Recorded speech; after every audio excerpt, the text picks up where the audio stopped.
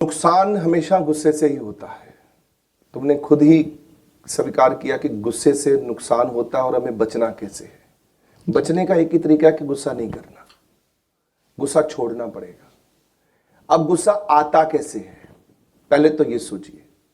गुस्सा कभी सीधा नहीं आता।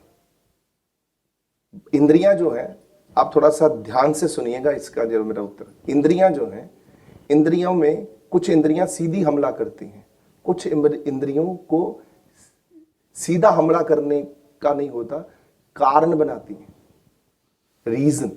गुस्सा हमेशा सीधा नहीं आता। काम वासना सीधी आती है। किसी औरत को देखा, काम वासना पैदा हो गई। किसी पुरुष को देखा, वो पुरुष अच्छा लगा, काम वासना आ गई। अहंकार सीधा आता है। अहम जो होता है, हाँ मैं हूं कुछ, बुला क्यों नहीं रहा तू मुझे, मैं क्यों तेरे चरणों में, सीधा आता है, सीधा हमला करता है अहंकार। अंडरस्टैंड? मोह जो है, मोह का भी कारण बनता है अटैचमेंट जो होती है। क्रोध का तो कारण ही बड़ा जबरदस्त है, वो कारण से आता है। कोई नुकसान हो गया, गुस्सा आ गया। किसी ने तुम्हारी बात नहीं सुनी, गुस्सा आ गया। तो तुम एक ऐसा सिस्टम बनाओ अपना। अगर तुम गुस्से से छुटकारा पाना चाहती हो तो तुमको सबसे पहले यह सोचना होगा कि मैं कुछ नहीं हूं। चाहे तुम हो, पर तुम्हें यह ऐसे जीना होगा कि मैं कुछ नहीं हूं। ये सोच रखनी होगी। मुझे कोई भी कुछ कह दे, इट डजंट मैटर। अगर फिर तुम्हें को गाली भी कोई देगा तो तुमको गुस्सा नहीं आएगा, क्योंकि तुमने एक्सेप्ट कर लिया कि मैं कुछ भी नहीं हूं और कोई मुझे कुछ भी कह दे, मुझे कोई फर्क नहीं पड़ता।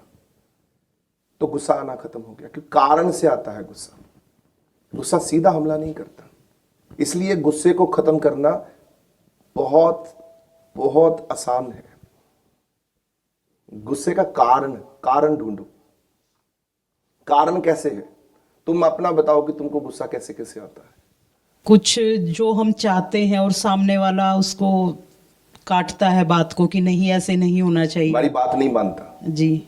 एक हो गया। दूसरा, अपेक्षाएं बहुत होती है महाराज जी, लेकिन किसी के प्रति, जी कि ये व्यक्ति अपनी रिस्पॉन्सिबिलिटी क्यों नहीं संभाल रहा, जी ये उपेक्षा है। जी ये आदमी घर की सफाई क्यों नहीं कर रहा, जी किसी को घर में रखा है सफाई के लिए, वो सफाई नहीं करी, जी तो गुस्सा आ गया। जी उपेक्षा यही है ना। जी। और भी बहुत सारे रीजन हैं जो नुकसान हो गया, जी, मान लो पैसे का नुकसान हो गया, और जिसने पैसे का नुकसान किया उस पर गुस्सा आएगा कि क्यों कर दिया तूने, कैसे हो गया। चाहे बाप ही हो सामने, हम बाप पर भी गुस्सा कर लेते हैं कि तू पिताजी आपने ऐसे कैसे कर लिया, आपको पता था, जानबूझ के आपने किया। अंडरस्टैंड? जी वो कारण, द रीजन, गुस्सा आने का जो कारण है उसको खत्म करना है, उससे उठना है, और ये सोचना है कि जो भगवान करते हैं ठीक करते अच्छा हैं। करते हैं। इस लाइन को बोलना नहीं है, इसकी प्रैक्टिस करनी है, इसको मानना है, हृदय से स्वीकार करना है कि भगवान जो करते हैं ठीक करते हैं। अगर मैं गरीब हूं तो हूं, कोई फर्क नहीं पड़ता मुझे।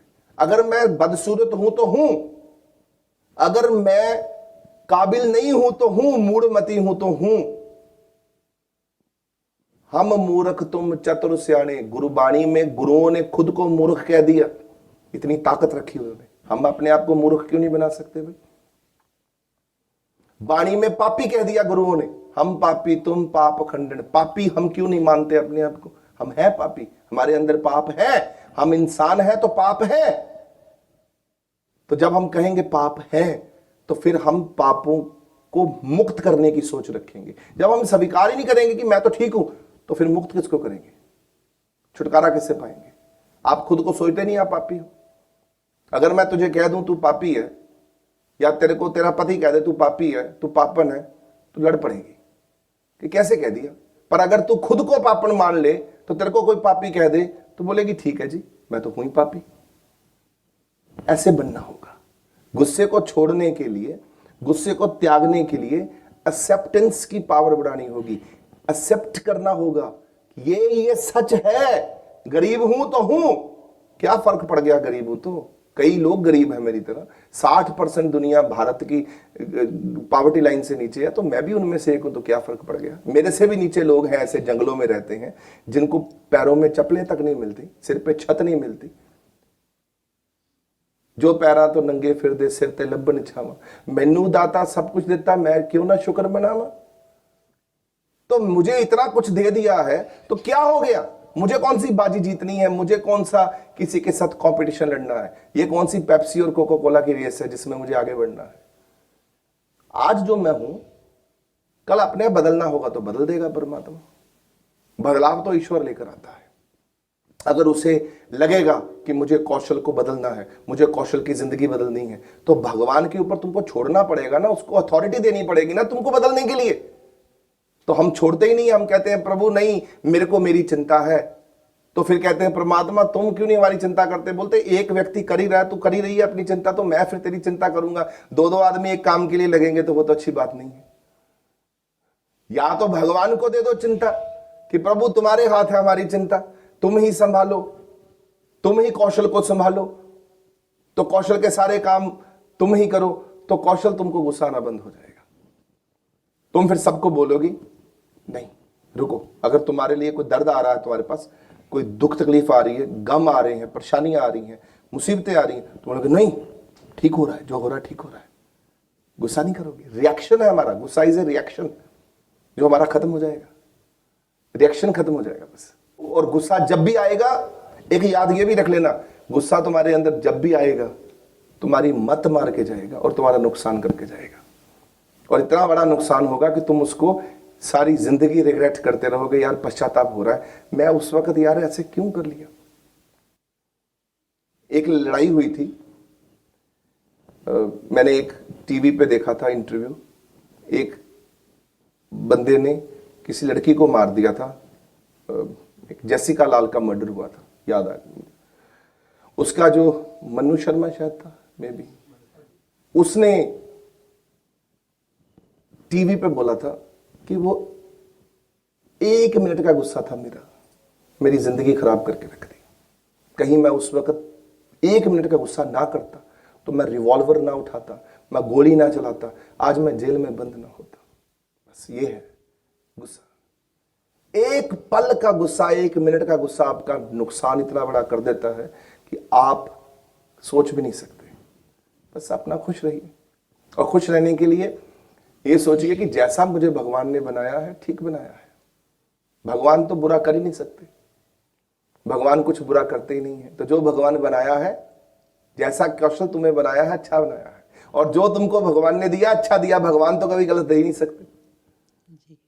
जब भगवान पे ऐसी बातें करोगे तो तुम्हें भगवान की कृपा भी प्राप्त होगी और भगवान का प्रेम भी प्राप्त होगा। भगवान तुम्हारी तकदीर भी पलटेंगे, क्योंकि भगवान तुम्हारे जीवन के मुखी बन जाएंगे, तुम्हारे जीवन के मार्गदर्शक बन जाएंगे, कृष्ण बन जाएंगे तुम्हारे, और तुम्हारा रथ वो चलाएंगे तुम्हारे जीवन का, और तुम्हारे जीवन में कामयाबियां ही कामयाबियां प्राप्त होंगी, फिर तुम नहीं चलाओगे। इसलिए आराम से बैठ जाओ। अपने गुस्से को खत्म करने का एक ही तरीका है कि हमें कोई परेशान भी करे